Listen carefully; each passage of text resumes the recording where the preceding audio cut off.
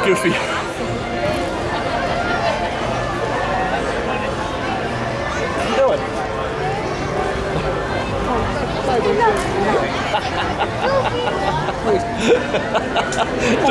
I thought about starting the show. I'm like, hey, look, it's Goofy. Yeah. Good morning, everybody. Welcome to FreshBaked, Disney, the best of Disney Baked Fresh Daily. I'm your host, David. That's Ian over here. Hello. And we're just chilling on a park bench here in Town Square. Yeah. Walking into the park today, or driving in, you had commented when we were texting each other this morning that parking lot is backed up again. Yep, I was coming in towards the structure around 9 a.m. Yeah. And it was backed up. Not late. I mean, late enough, apparently. Right. Because it was backed up onto the Manchester ramp. Yep. And the Manchester's backed up. The two far left lanes are just automatically being sent over to the Pixar POW structure. Yeah. So, but even that was just like inching forward at a time. Have you figured out a way to get on the Magic Way from your direction? I could, but then I have to go. Jesus. I would just go through the light onto Disneyland. Yes, okay, that's the only way, but that gets backed up too, though. That gets backed up, and I can't see ahead of time if that entrance is open. Right. Like, I imagine it probably is. Yeah. But because I can't see that, if I'm wrong, I have to loop around. Yeah. And so I'll just go to the ramp instead, because at least I know I'm in line there. It's still, I'll tell you this, that's the way I went in this morning, it's still super easy to get through the parking attendant. There was nobody ahead of me when I pulled in this morning. So, what time did you get here? Later than usual, like maybe 8:30. Wow, what a difference half an hour made. I know, right? But that was for Magic Way. I come in for Magic Way, so if you can find a way. I was trying to see like how busy it looked like they're coming, but I couldn't see the light, so I don't know how many people are backed up past the light. If you're coming from people were flowing in nicely from that end, but like I don't know how many people are backed up after the intersection. So if you're coming from the north, it's a lot harder to park at Disneyland than if you're coming from the south. In most cases, at least in terms of the way I find it easier to park, from the south is always easier for me. That's what I've noticed. Coming from the north, it's easier just to get onto the big front structure because you get off at Disneyland Drive. If you can get Manchester. And you take the Manchester ramp. Granted, if you come in the afternoon, that ramp becomes out only. Forget it. It's very complicated. It is. I wasn't planning on starting a conversation or starting the show with a conversation about parking. But having said that, it's important to talk about because people need to know these things. Yeah. I have recently discovered Ian sitting at Town Square doing nothing. I know that's always been a thing. You only just discovered this? I know, right? Because I mean, I do it in other spots, but still, like I like just sitting here. Yeah. I was just telling him that I was waiting for Ian, so I did a little acoustic for right over here, and God, I was secretly freaking out inside. Because obviously I have to be making a bunch of noise and I can't talk. Yeah. But the sounds of the vehicles and the music and the train and the occasional visit from Mickey. It's amazing. You guys have to watch that video. I'm going to put it on the acoustic channel of Disneyland Tours. But what I want to talk to you guys about today, this morning, is we kind of briefly touched on this on the live stream about things that you find untouchable. I think we've done this before. Sacred Disney. Your sacred cows. Yeah, the things that, because Disneyland changes. It's going to change. Everything has changed. Everything has changed here. There's very little here that is.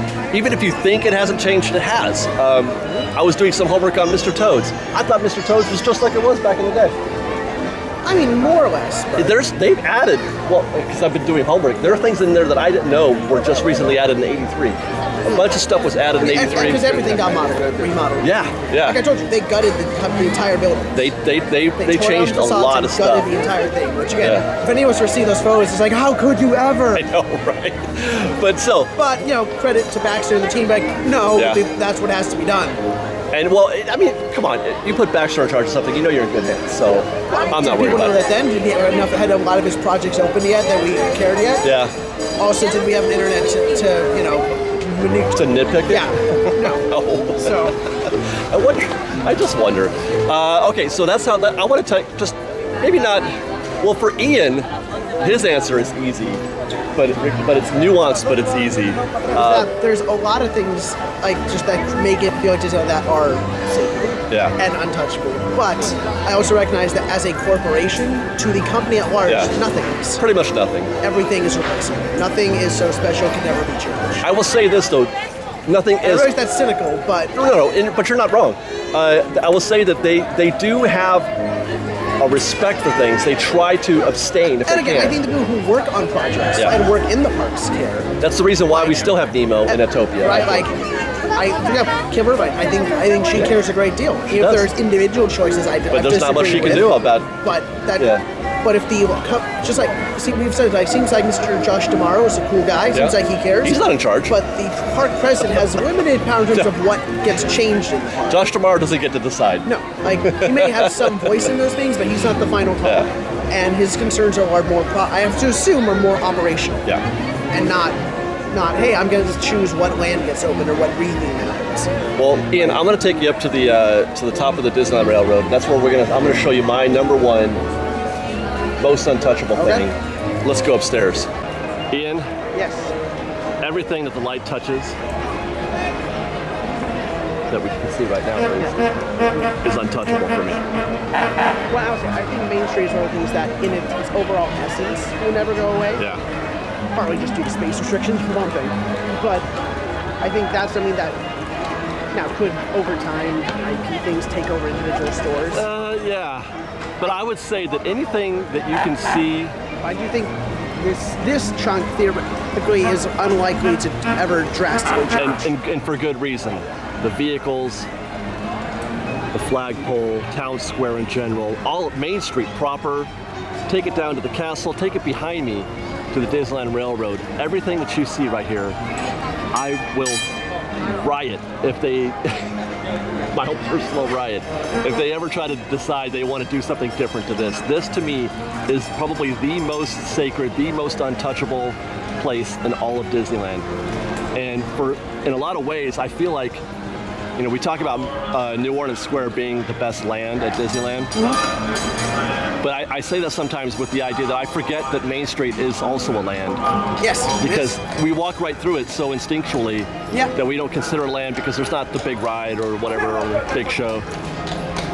But Main Street is the best land, in my opinion, in Disneyland. I mean, all the others fall apart without this setting the You're mind right. frame. Yeah, and that's exactly right, because you know, Walt had set it up so that this serves a purpose more than just being a cool place, turn of the century throwback to old town, you know, America, or you know, turn of the century America. It's setting you up for the rest of the show. It's priming your brain to accept what comes after. That's right, exactly. It's the establishing shot. It's the preview. The opening credits. The opening credits. Don't do this anymore, so some of you may have no idea what opening credits are. That's right, because they don't do that anymore. It's not the way they used to. Everything at the end, but yeah, there's a whole song and. Some movies still do overtures and opening credits. Yeah, but anyway, this to me is the most. Just don't touch it, please, ever. Don't touch those guys driving the omnibus. Don't touch the horses, the characters. Great moments with Mr. Lincoln. I mean, okay, I understand that nobody goes in there, but please still don't touch it. Please, because it means more. It's more than the sum of its parts, you know? I know that Lincoln isn't a greatly attended thing. But that one actually does also have actual historical value as the first human animatronic. There you go. And still the most advanced human animatronic. There you go. So, like, there's also genuine historical value to it too. Yeah. And it was also the first building built here at Disneyland. Yes. So, I mean, if that's of any interest to you, Disney. So I tell you what, we'll get the next one. There's another one coming down this way soon. Maybe a fire truck. Maybe a horseless carriage, where we're going to ride a vehicle down Main Street and just soak in the beauty and magic of Main Street Disneyland. That's our boat. Hello, Perfect. Welcome aboard the horseless carriage. Welcome aboard. My name is Chad. I'm your driver today. On our journey at Main Street, please stay seated. Your hands, arms, feet, and legs inside the vehicle. Supervise your children and hang on tight, because this car can reach speeds anywhere from 3 all the way to 5 miles per hour. Castle, folks. Next stop, Sleeping Beauty Castle. And on the way, the magic of Disneyland. Oh my God. Morning.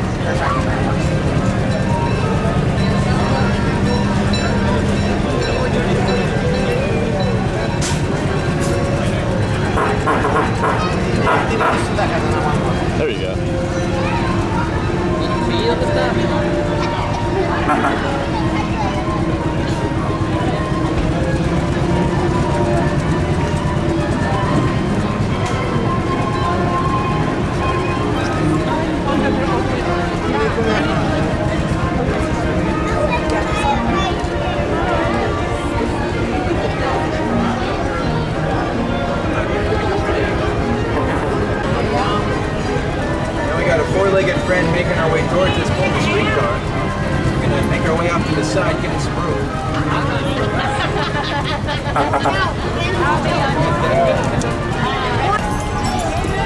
horse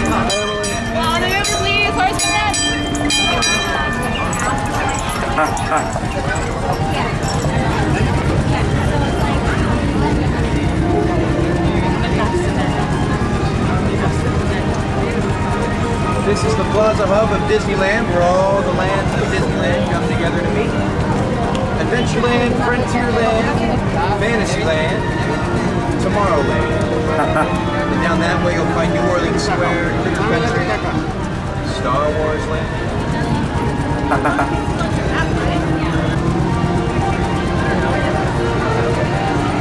Here's lovely Bert. Bert the horse. Well, that's a new horse I hear.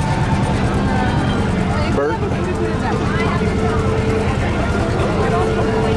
Here's our little son, Yeah. our little car. He's new to the crew, I hear. Thanks, Red. And that is one of the reasons why I love the Main Street vehicle so much, and all of Main Street, is you get cast members like Chad who understand, who embody the essence of Disneyland and Walt. And he was putting on a show for us a little bit. Yeah. He was professional, but also having a good time with it. Like he was, I felt like he was trying to do it like they did back in the day, you know, with the very formal approach. He hasn't been broken in yet. Well, no. But you know what? God bless him anyway. I would like to encourage that sort of. Look at him. He's just so great. He wants everybody to get in his car, and he's like, "Come on, guys, let's go for a drive." Oh, there's Dave. Hi, Dave. That's Bert. We just saw him a minute ago. All right, Ian. I stopped us here in front of the castle because when I was talking to you about your Untouchable Disney, your answer is Most everything. Most everything. In some sense. And it's not that I don't accept any change, but like there's value that I would love to have to almost everything here. You had mentioned before when we were at Town Square that what you consider sacred and what maybe Disney considers sacred, as a corporation, or untouchable, is a different thing. Take, for example, you would think that the castle would be top of the list of things that they wouldn't touch, but yet Hong Kong has had this exact same castle. Yes. And now they're just building another castle on top of it. So don't even get me started on that sacred. castle. No. Well, but okay, but is a castle at Disneyland more sacred than a castle in Hong Kong? I would imagine so, yes. Yeah. And Has to be, to right? be fair, ours hasn't a strategy change. It's always just color, paint schemes, things like that. Right, but the materialness of the castle hasn't really changed much. No. That's a fair point. But okay, so. But that Hong Kong thing does terrify me. Oh. Especially when I hear stories of people walking. Just the willingness of it. Or like I told you maybe a month ago that I had heard someone walk in and say, "Oh, that's the castle. It's so underwhelming." And I'm like, I just wanted to smack them. Right. It's like, how? Right. The point. A giant one would be out of place here. That's not the point. Well, yeah, it would ruin the scale of this place. It doesn't fit with the scale of this place. I get terrified that there's enough tourists that think that way. They're like, well, I guess we need a better castle. I get terrified. You don't. It's perfect. It terrifies me that Disney listens as much as they do to things like that when they really shouldn't. But I've been on that mountaintop before. As a corporation now, they are reactive, not proactive. Yeah. That's how it is run. And unless there's veering into discussion of economics, value of capitalism, and politics. So there's part of that, sure. But I think some of it, unfortunately, the way things are is inevitable. The way I see it, let the dreamers dream, let the creators create, let the artists make their art, and then hopefully we show up. That's the way. But I get it. They got a lot on the line. There's a lot of pressure, a lot at stake. They're a public company. Okay, Ian, if I had to put a gun to your head, give me one thing. Give me one thing that would really just be a line breaker for you. The river. I want to change my vote, Ian. If you watch FreshBaked, you know I will not shut up about the rivers of America on some days. I mean, there's not a single roller coaster or e-ticket to be seen. But still plenty of things outside giving it energy. It's the most beautiful place in Disneyland. And I'm terrified that someday an executive will walk through the park and be like, why are we putting using up so much space here? Why can't we put more rides and shops and dining in here? Why is nobody goes on Tom Sawyer's Island? Yeah, because that feels like a real thing that would happen. Yeah. Feels like a very real thing that could happen any day. That feels like something, I feel like an old man on his lawn telling people to get off it, like the kids today, you know? Like there's a whole generation that hopefully they do appreciate it. I mean, you're of the new generation and you appreciate it, so maybe there's more like you, I can hope, right? Yeah, I mean, my parents also took me on stuff. Yeah. I don't know, when we came, it was never really about, like we met some characters when I was really little, but it was never really about characters or the IP. Right. Like I love Star Tours, and that was one, but like, that wasn't what, to me, Disneyland was just its own Disney thing that was disconnected from the rest of it, and it was so cool because of that.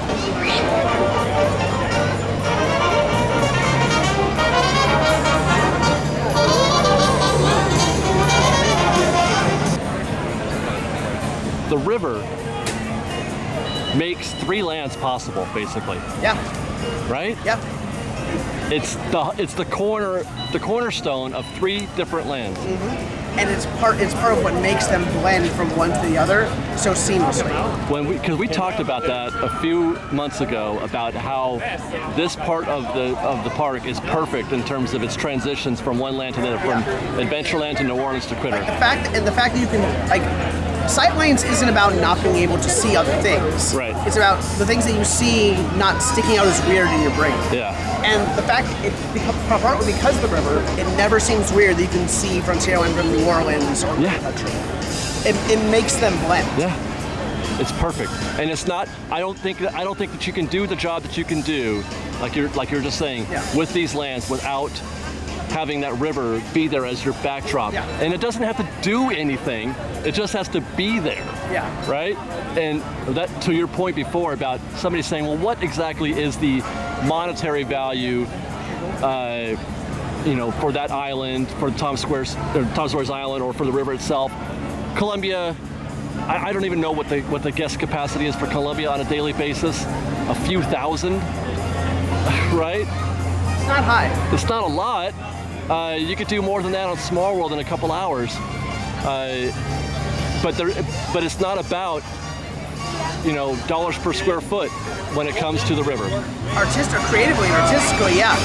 But tell that to an executive. Yeah. Whose job is year-over-year returns that are not only larger than last year, but larger than it was larger the year before.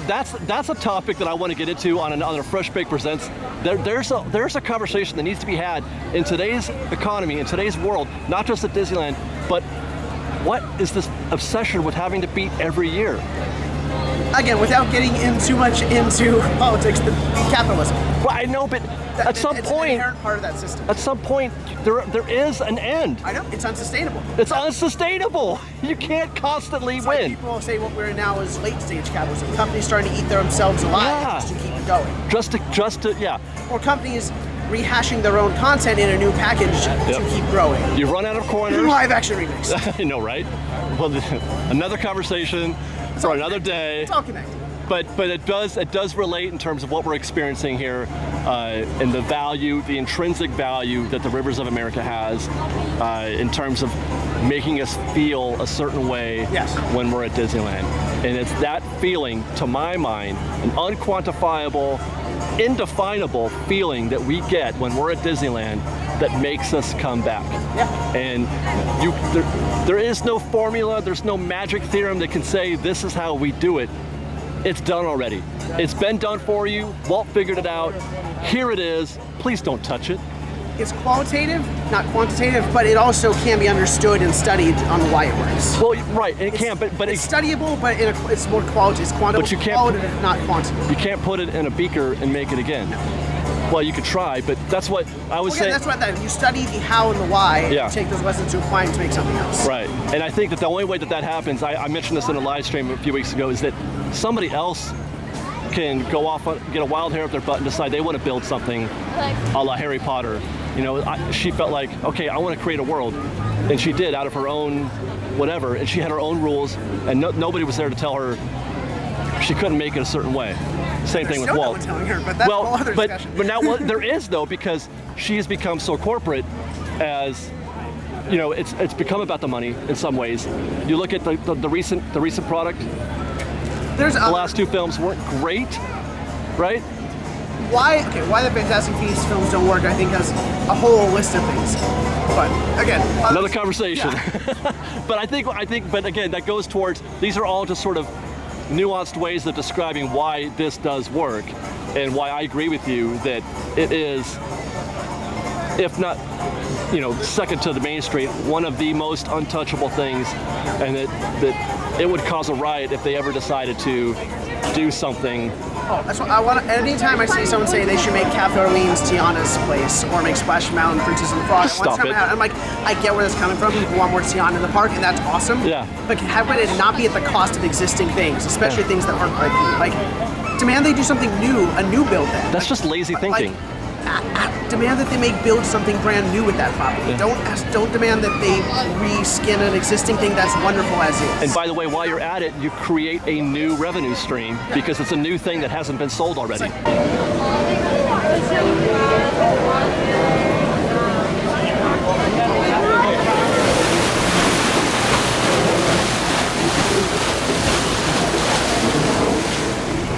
Rivers of America. On our trip, we'll visit the magnificent Columbia of the Great Northwest, the graceful Missouri of the windswept plains, You know, and the it's not like there rugged aren't along the border of things to Texas and do Mexico. on the river. I'll be sure to point out interesting I mean, sights along the way.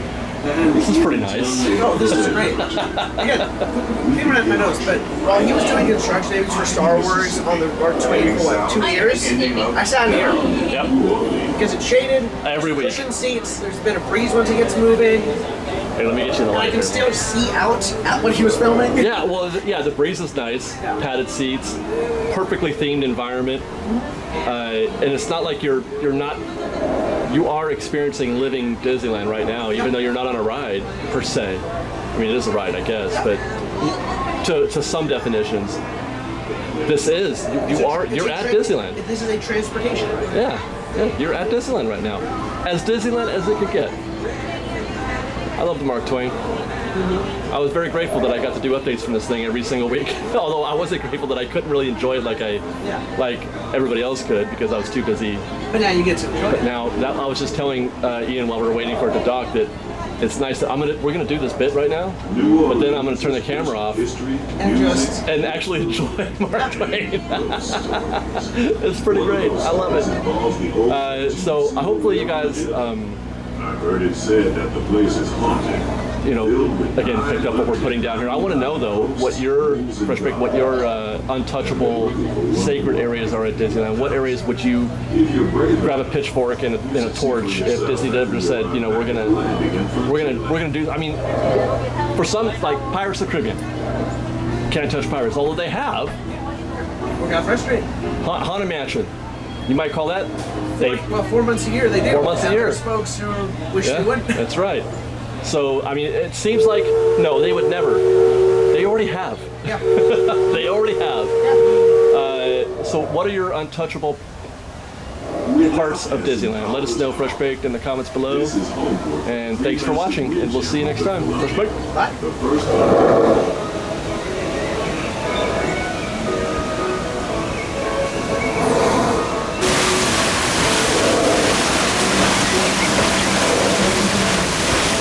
That means we're all in as we head up the Missouri River to the home of the Plains Indian.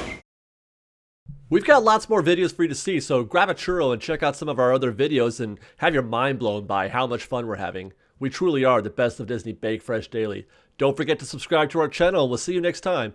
Fresh Baked!